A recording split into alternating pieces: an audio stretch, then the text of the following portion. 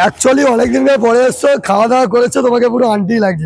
বিশ্বাস করো, পুরো আন্টি লাগছে তোমাকে। কোথা দিয়ে আন্টি লাগছে? আন্টি লাগছে বলে বললাম, নাহলে তো বলতাম। এখনো বিয়ে হয়নি, কিছু হয়নি, আন্টি লাগছে? সিরিয়াসলি তোমাকে আন্টি লাগছে? তোমাকে তো আধ আমরা বুড়ো লাগছে। আমাকে?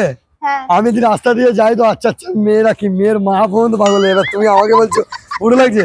পুরো আন্টি, পুরো গেট আপ আজকে যে ড্রেস আপটা পরেছো সেটা পরেই তোমাকে আন্টি লাগছে। অনেকদিন পরে এসছো, বাড়িতে খাওয়া দাওয়া করেছো, পুরো আন্টি তোমাকে লাগছে। সিরিয়াসলি বলছি, মন থেকে বলছি।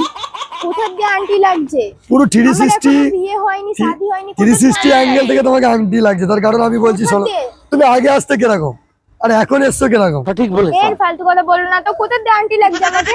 পুরো বললাম তো 360 অ্যাঙ্গেল থেকে তোমাকে আন্টি লাগছে। আমাকে কেমন লাগে? আমরা বুড়ো লাগছে। বুড়ো? হ্যাঁ। কে বলে? আচ্ছা আচ্ছা মেয়েরা পাগল হয়ে যাবে, রাস্তা দিয়ে যায়। জানি জানি। তোমাকে পুরো আন্টি লাগছে, সিরিয়াসলি বিশ্বাস করো। আরে তুমি আগে আসতে কিরকম আর এখন কিরকম লাগছে? আগের ড্রেস আপ কেমন ছিল আর এখনকার ড্রেস আপ? এখন যে তুমি ড্রেস আপটা পরে এসছো পুরো তোমাকে আন্টি লাগছে, সিরিয়াসলি বলছি।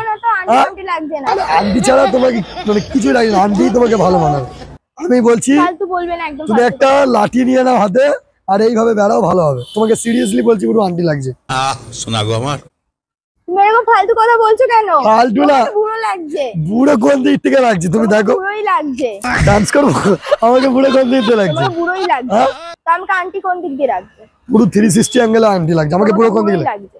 কোন দিক থেকে লাগছে? সব দিক দিয়ে বুড়োই লাগছে। সব দিক থেকে? কোন দিক থেকে সব দিক থেকে মানে কি বলছো? উল্টো পাল্টা কেন বলছো? আচ্ছা সব দিক থেকে কোন দিক থেকে লাগছে? কিছু বলিনি, সব দিক দিয়ে বুড়ো। সব দিক থেকে কোন দিক থেকে লাগছে? আমি তো সব দিক দিয়ে তোমাকে 360 অ্যাঙ্গেল থেকে পুরো আন্টি লাগছে। আমি সিরিয়াসলি বলছি।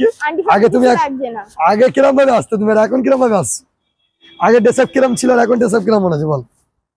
আন্টি লাগছে হ্যাঁ কিনা? ফালতু কথা বলবে না। ফালতু কথা না, যেটা অরিজিনাল সিরিয়াসলি কথা আমি সেটাই বললাম। যেহেতু তোমাকে আন্টি লাগছে বলে তোমার সাথে একটা পার্টনার আসতো, তোমার বান্ধবী, সেও আসেনি, কারণ সে জানে ঝর্ণা এখন আন্টি হয়ে গেছে, ওই জন্য আসছে না।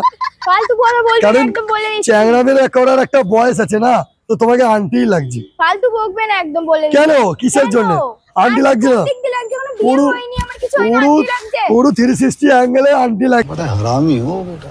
আমার আন্টি ফান্টি কিছু লাগছে না, উল্টো পাল্টা কথা বলবে না।